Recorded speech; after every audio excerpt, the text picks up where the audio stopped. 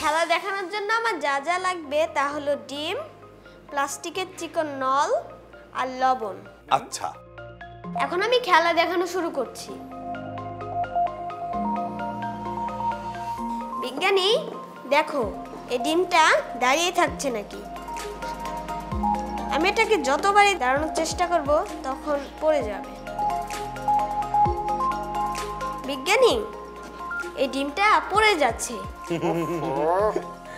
এই ডিমটা দাঁড় করানোর কৌশল আমার জানা আছে। এখন আমি কিছুটা লবণ নিয়ে নিব।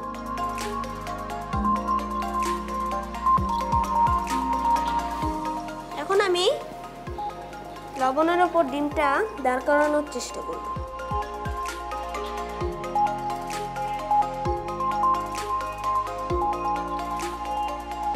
এই দেখো বিজ্ঞানী, ডিমটা লবণের উপর দাঁড়িয়ে গিয়েছে।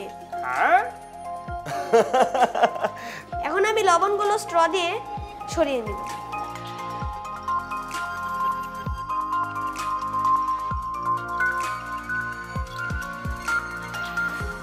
দেখো দেখো বিজ্ঞানী, এই ডিমটা একা একাই দাঁড়িয়ে আছে। বাহ, দারুণ তো! ডিমটি নিজে নিজে দাঁড়িয়ে থাকলো। হ্যাঁ, সত্যি অসাধারণ খেলা।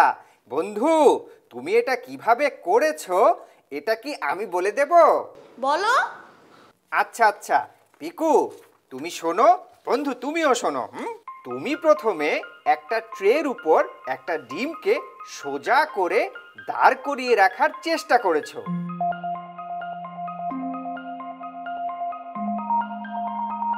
কিন্তু তা কোনোভাবেই সোজা হয়ে দাঁড়ালো না। এরপর তুমি যখন এক চিমটি লবণ দিয়ে তার উপর খুব সাবধানে ডিমটিকে দাঁড় করিয়ে দিলে, তখন ডিমটি অনায়াসে লবণের দানার উপর দাঁড়িয়ে রইল।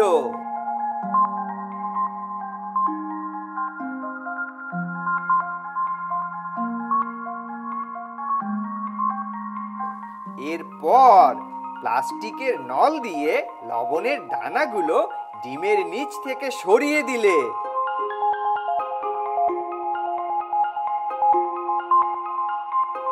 তখনও ডিমটি ঠায় দাঁড়িয়ে রইল। আসলে লবণের দানাগুলো নিখুঁত ঘনক আকৃতির। এই ঘনক আকৃতির লবণের দানাগুলো ডিমের নিচে একটা স্তম্ভ বেদির মতো তৈরি করেছে, যার উপর সহজেই ডিমকে দাঁড় করিয়ে রাখা যায়। মুন, আমি কি ঠিক বলেছি? তুমি একদম ঠিক বলেছো। বন্ধু বিজ্ঞানী মুন, ডিম দাঁড়িয়ে থাকার এই মজার খেলাটি দেখানোর জন্য তোমাকে অসংখ্য ধন্যবাদ বন্ধু মুন। তোমাকেও ধন্যবাদ।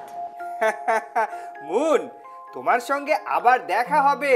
তখন আমরা আরো অনেক মজার মজার বিজ্ঞানের খেলা দেখব, গল্প করব। তুমি ভালো থেকো, দেখা হবে। বিদায়। তোমরাও ভালো থেকো। বিদায়। বিদায়। দুরন্ত। ফেসবুকে ফলো করো এবং ইউটিউবে সাবস্ক্রাইব করো দুরন্ত টিভি।